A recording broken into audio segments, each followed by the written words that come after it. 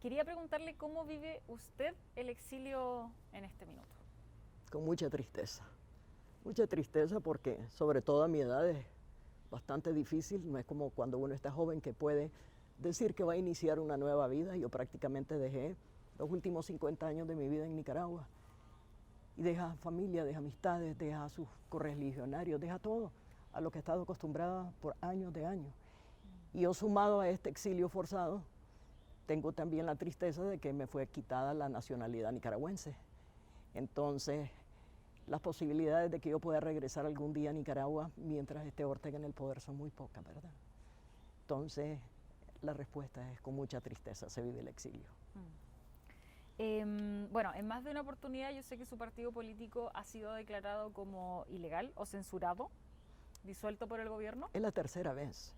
Nosotros iniciamos, y yo activamente en política en el año 2005.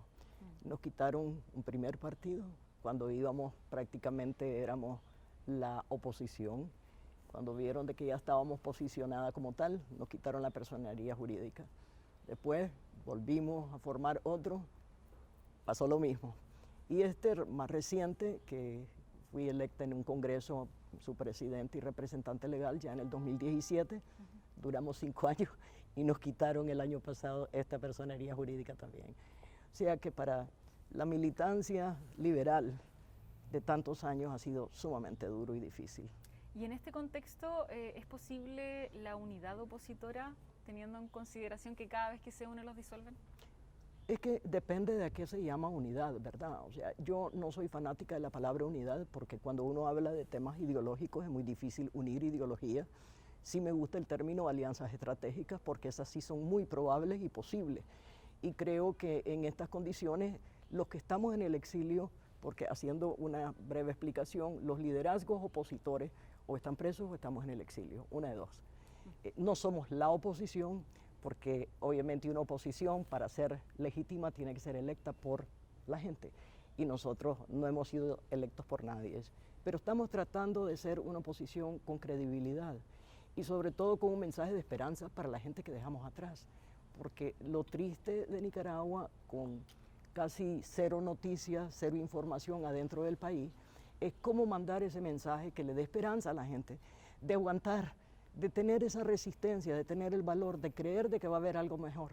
Y en eso debemos de enfocarnos los opositores que estamos en el exilio y que podemos ser la voz de aquellos que no tienen voz adentro de Nicaragua. Y ese es el esfuerzo que debemos hacer, sí. ¿Qué solución ve para Nicaragua? Yo sé que es muy idealista quizá la pregunta, pero ¿qué solución podría verse para recuperar la democracia ahora? Es una pregunta que no tiene respuesta en el corto plazo. Para que pueda haber una solución, tiene que haber voluntad política de Ortega. Eso es indiscutible. Nosotros hemos pasado ya por varias guerras civiles. Solo en los 80 murieron 50.000 personas. Nadie quiere más derramamiento de sangre. Entonces la única alternativa es realmente la vía cívica, y la vía cívica solamente se va a través de un proceso electoral. Para que haya un proceso electoral, tiene que haber voluntad política, y esa hasta el momento no la vemos por ninguna parte. ¿Qué rol juega en todo esto la cooperación internacional? A ver, la comunidad internacional nos pregunta y nos dice qué podemos hacer, pero lo único que nosotros podemos sugerir es que se mantenga vigente el tema de Nicaragua, sobre todo los presos políticos, ¿verdad? Porque yo creo que esa es la prioridad de todos los opositores que estamos en el exilio, asegurarnos que de alguna manera puedan ser liberados, porque no pueden seguir en las condiciones en que están. Nosotros necesitamos realmente que esa sea la agenda, la prioridad en la agenda de todos los que somos opositores, la liberación de los presos políticos. Pero hay otros temas que son igual de complejos para los nicaragüenses, que es el tema migratorio. Para fines de este año se calcula de que del 2018 para finales de este año habrán salido 800.000 nicaragüenses, en una población de apenas 6 millones, quizás 6.4 millones de habitantes. Sabemos de que en términos del exilio que ha sufrido Venezuela es poco, pero en términos poblacionales de una Nicaragua pequeña es una barbaridad. Y este exilio, o esto mejor dicho, esta migración, ¿verdad?, que viene saliendo, está básicamente en Costa Rica, otros se van a los Estados Unidos, otros en España, pero también se convierten en una carga para esos países que nos acogen, como es el caso de Costa Rica para nosotros, Y es difícil, ¿verdad? Porque aunque estamos muy agradecidos, pero los países tienen problemas, necesitan resolver sus temas económicos. Y algo que nosotros estamos tratando de hacer es un llamado a la comunidad internacional también para que apoyen a los países que están atendiendo a esta migración que sale de Nicaragua. Y por supuesto de ver cómo le ayudamos a esos que entran a Costa Rica, que hay una cantidad enorme, por ejemplo, de campesinos, que tienen instalaciones muy cercanas a la frontera y que están sembrando frijoles, o sea, con grandes dificultades tratando de sobrevivir. Entonces la vida del migrante es sumamente compleja, difícil, pasan muchas necesidades y los gobiernos ayudan, y en el caso de Costa Rica ayudan en lo que pueden.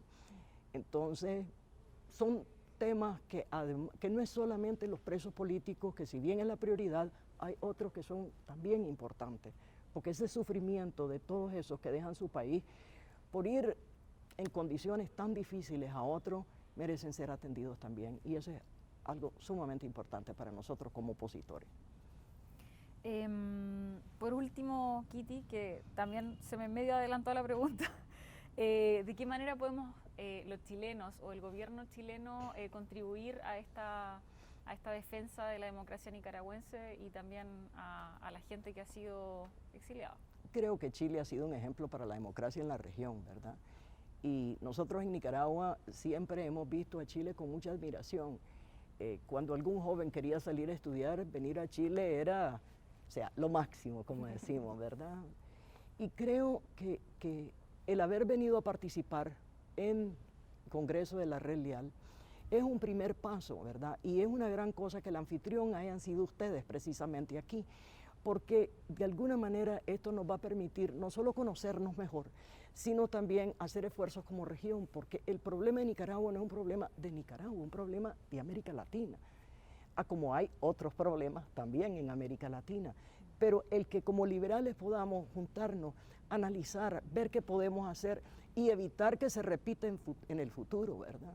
Eso sobre todo, y eso solo se logra con educación, que ustedes la tienen aquí en Chile, y tienen la enorme ventaja en medio de esa democracia, y es irrelevante si son de izquierda, si son de derecha, lo relevante es de que aquí el voto vale, lo acaban de demostrar con su referéndum, y cuando termine el periodo del presidente que tienen, igual podrán ir a las urnas a votar, igual el pueblo es el que va a decidir, y esa es la democracia que esperamos recuperar en Nicaragua nosotros.